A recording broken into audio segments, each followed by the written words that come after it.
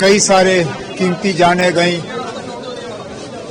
और अफसोस की बात यह है कि ये हादसा हुआ बस के मालिक के लापरवाही के वजह से, और जिस आदमी को बस का कमांड दिया गया था,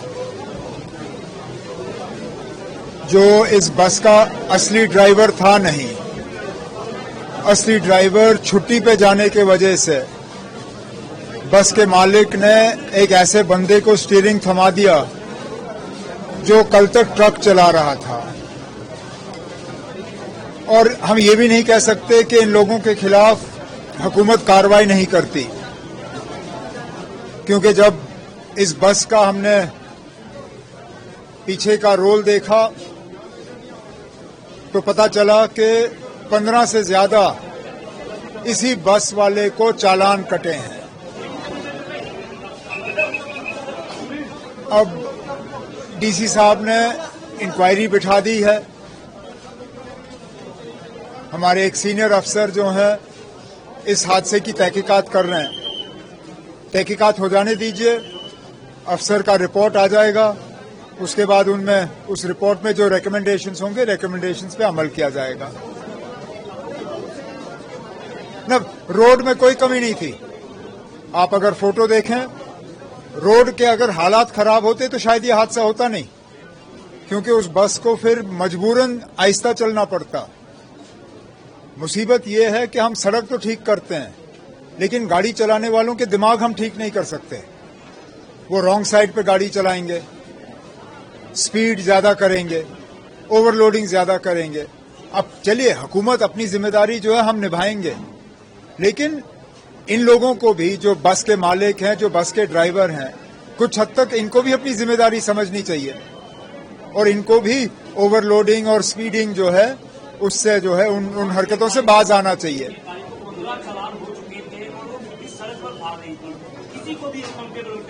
अकाउंटेबल अगर उसको चालान नहीं हुए होते तो अकाउंटेबल कहाँ नहीं होता वो। लेकिन ये भी है ना, चलिए 1 मिनट के लिए अकाउंटेबल करके हम उसकी गाड़ी सड़क से उठा देते, फिर क्या होता? जो बाकी गाड़ियां सड़क पर रह गए उनको और ज्यादा ओवरलोडिंग हो जाता। फिर यही लोग जो हैं हुकूमत के पीछे भागना शुरू कर जाते हैं कि गाड़ी को छोड़ दीजिए, गाड़ी को चलने दीजिए। हमें बैलेंस करना पड़ता है, लेकिन जैसे मैंने कहा, अफसर का रिपोर्ट आने दीजिए, उसमें जो भी रिकमेंडेशंस है, रिकमेंडेशंस पे अमल किया जाएगा। आज का दिन हम सबको बहुत भारी पड़ता है, क्योंकि आज हम वो पहलगाम का अफसोसनाक वाकया जो है उसको याद करते हैं। उन तमाम शहीदों को याद करते हैं जो गोलियों के शिकार हुए, जिनका कोई कसूर नहीं था। आए थे छुट्टी मनाने के लिए और उन टेररिस्ट ने इन लोगों को निशाना बना के इनकी कीमती जानें जो हैं वो छीन ली। हम सब आज भी उनके गम में शामिल हैं।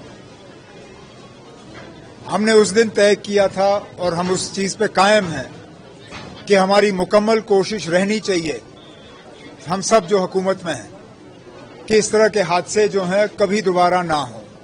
और उसके लिए चाहे इलेक्टेड गवर्नमेंट, चाहे मरकजी हुकूमत, चाहे लॉ एंड ऑर्डर मशीनरी, हम सब मिलके इस कोशिश को जो है मुमकिन बनाएंगे।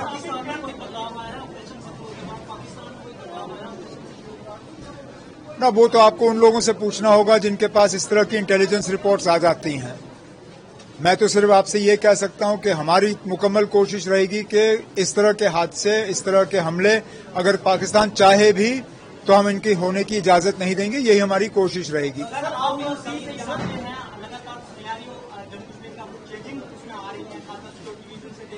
अब रिपोर्ट कार्ड देना आपका काम है ना, हमारा काम है कोशिश करना।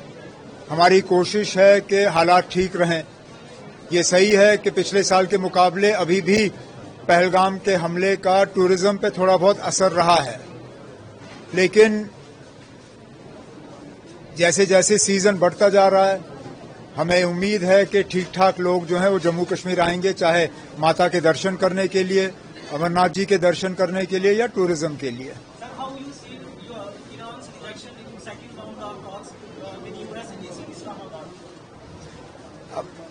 हम तो चाहते हैं कि जंग खत्म हो।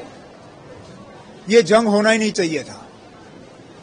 अब किस वजह ईरान पे हमला हुआ, ये दो ही मुल्क जवाब दे सकते हैं, एक ईरान और एक अमेरिका और एक इजराइल। उनकी क्या कोशिश थी, क्या मकसद था, अभी तक हम समझ नहीं पाए।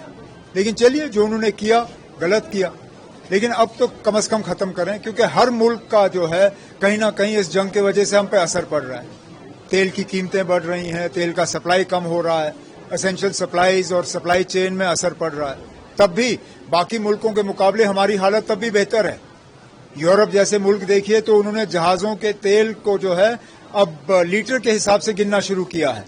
हमारा पड़ोसी मुल्क जो है वो जहाज वालों को कह रहे हैं कि आप जहाज जरूर लाइए, लेकिन यहाँ तेल भर के आप वापस नहीं जा सकते हो। उस हिसाब से हमारे मुल्क में तब भी हालात बेहतर हैं, लेकिन हम चाहेंगे कि जंग जल्द से जल्द खत्म हो, कि ज्यादा से ज्यादा लोग आएं और अमरनाथ जी की यात्रा करें।